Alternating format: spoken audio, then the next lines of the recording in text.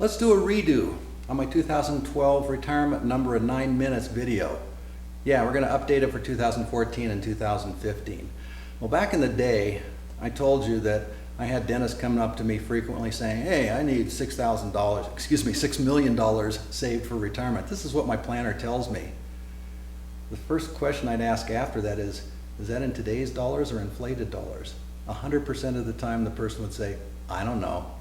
So let's get down to some real figures. Everything today is going to be in 2014 dollars or real dollars. Yes, they have to be indexed for inflation, but it doesn't get confusing with compound inflation over time. So this is all going to be in 2014 dollars. Well, Roger Levin does a survey of dentists' net incomes in private practice each year, and it averages anywhere from 200,000 to maybe 230 the last few years. Let's use 250 as our average for a private practice dentist net income. So 250 net income. Of that normally, and I'm using eastern or western states here, 40% taxes, state, federal, and we got to remember our self-employment tax is about $100,000 a year. Also, mortgages for dentists average about $30,000 a year. Yes, I know it gets a lot higher than this, but this is the average for a dentist earning $250,000. How much does that dentist put away for savings each year? What I'm doing is I'm taking out things that won't be needed in retirement. Normally a mortgage, savings, yeah, we're going to add back in taxes, but not at 40%. So what is left over is $95,000. This is the retirement budget for our dentist earning $250,000, not including income tax. Now, we're going to have to add back in income tax because you're going to be paying taxes on your Social Security. Most of dentist savings are tax deferred, so you're going to have to pay taxes on that, but it's not going to be 40%. In fact, all the evidence I can find is it's going to be closer to 22 to 25%. Let's use 33. Let's use a higher level, again, to be more conservative. So $95,000 times 1 divided by 1 minus the tax rate of 0.33, that comes up to right around $150,000 per year of retirement income needed, pre-tax. $150,000 a year retirement income needed. That's about 60% of the $250,000. Now, a lot of planners will say, I need 70 or 80% of your pre-retirement income, period. We have to use that figure.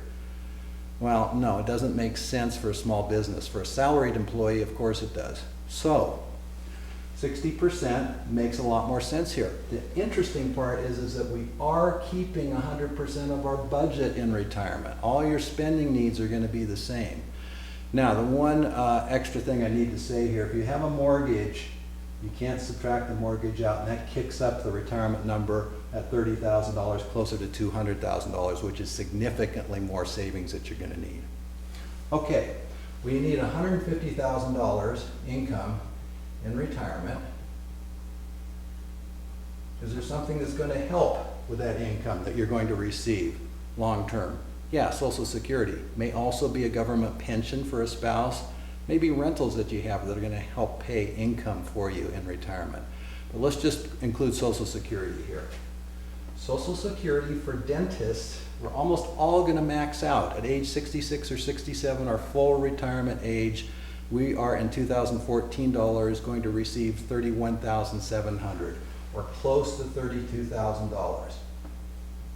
2015 is going to kick up probably a little over 32,000, so we're going to use that. So Social Security for the dentist is 32,000. Spouse is going to receive either his or her Social Security calculated amount or 1/2 of the spouse. So the spousal benefit is going to be at least half. That's $48,000 sitting there, gang. That leaves $102,000 left per year that you're going to have to generate from your savings to pull out. In other words, you'll be in retirement for probably about 30 years. The actuaries use the number 95 for the age. 66 or 67, that's 30 years. For 30 years or so, you're going to have to get $102,000 per year from your savings. Well, do you multiply that by 30? No, there's going to be some growth, and we are judging here a very conservative portfolio of 35% stocks, 65% bonds, giving a 3% real return.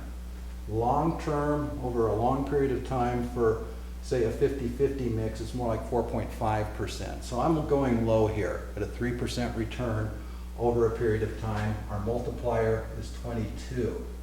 So 22 times whatever you need per year is what your amount of savings is going to need to be. So that comes out to just over, a little over $2.2 million. We'll call it 2.2. Now, you normally have a practice to save, a practice to sell. Your practice is probably going to be worth at least $300,000. $300,000 or so. So still, we come right back to that $2 million amount that you probably will need in retirement. $2 million is our final number here for most dentists, which will safely give them enough to make it through retirement. And there's a lot of other caveats here that can come into play. Grandchildren, parents that you're taking care of, there's a lot of other expenses that we're not including here, but this is just the average, and it shows you the math, how to figure it out. That's the key thing. What's involved in figuring out how much you need?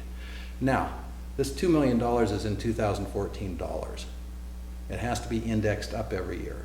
So if you're going to retire in 20 years, a lot of guys will say, well, yeah, I know you don't like to talk about inflation, but what's a target number I should really head for? Well, at 3% inflation per year, it just about doubles after 20 years. So $2 million today will be $4 million in 20 years, or about $1.5 million in 10 years.